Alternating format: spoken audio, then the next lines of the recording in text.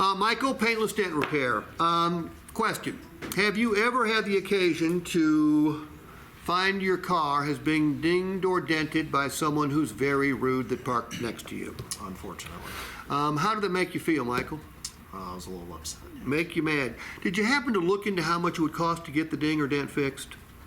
No, not too close. No, nobody ever does, Michael. They're 50, 60, 70 bucks for the smaller ones, up to 150 for the bigger ones, okay?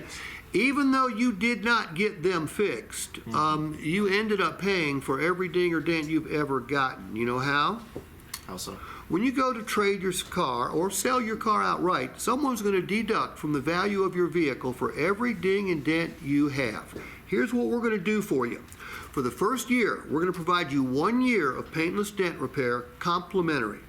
Now what that means is we will fix up to 5 dings or dents using the paintless dent repair process at one visit.